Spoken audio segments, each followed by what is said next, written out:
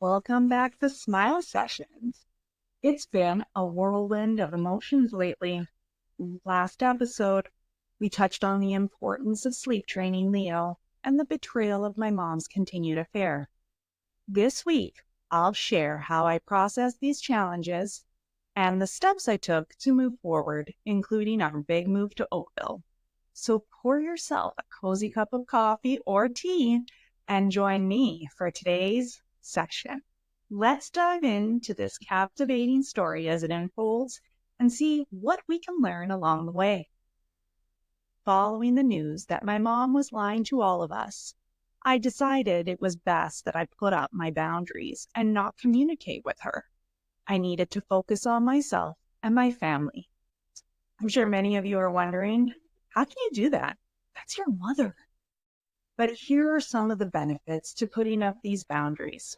By not engaging with the person who lied, you create a safe space for yourself to process your emotions without further risk of being hurt or manipulating. Taking a step back allows you to reflect on the situation and your feelings. It gives you time to decide how you want to move forward and whether the relationship is worth repairing. Silence can communicate that lying is unacceptable and that there are consequences for breaking trust. This can sometimes prompt the other person to reflect on their actions and understand the seriousness of their behavior. Avoiding immediate confrontation can help you manage your emotions better.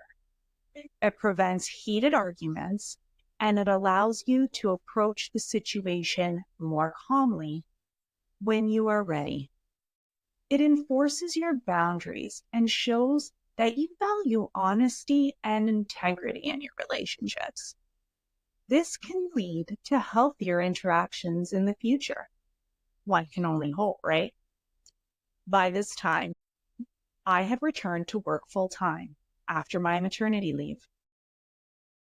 This was an adjustment, but I welcomed the opportunity to eat meals in one setting and actually enjoy a hot cup of coffee. It was so nice to have something else to focus on. It was during that time that Vin and I had made the decision to move to Oakville. With everything that had happened, I was looking forward to a fresh start in a new neighborhood. Vin's mom had decided to retire and wanted to watch Leo for us instead of us having to pay for childcare. When I say this woman is a saint, I mean it. She is in every sense of the word. I have to say, I am so blessed to have an amazing mother-in-law.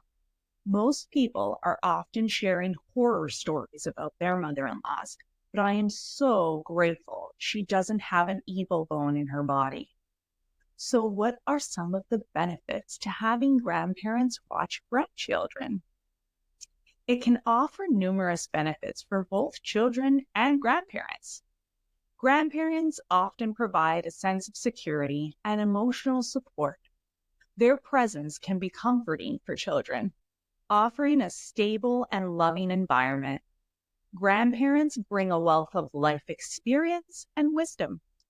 They can share valuable life lessons, stories, and traditions that enrich the children's understanding of the family history and culture.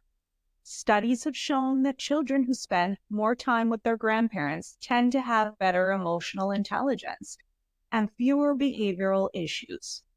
For grandparents, spending time with grandchildren can stave off depression, boost social connections, and keep them mentally sharp. For children, the emotional closeness can protect against depression and improve their overall well-being. Interacting with grandchildren often involves physical activities like playing, walking, or even doing chores together. This keeps both generations physically active and engaged. Caring for grandchildren can give grandparents a renewed sense of purpose and fulfillment. It can also strengthen family bonds and create lasting memories. Spending time with grandparents can help children develop positive attitudes towards older adults, reducing ageism and fostering respect for the elderly. Grandparents can provide a reliable and loving childcare, giving parents a much-needed break and peace of mind knowing their children are in good hands. Now, bear in mind, I mean this in the kindest way possible. Nothing is free. Everything comes at a cost, even free childcare. I'll get to this more later on, but when there are too many caregivers and different parenting styles, it could lead to difficulty down the road. So, our decision to move to Oakville prompted an immediate house search to commence. We were fortunate enough to find an amazing realtor who was a straight shooter, a mom herself, and she knew exactly what we were looking for and where to find it. She took us out one Saturday in November, and after seeing the first place, I knew that was the one.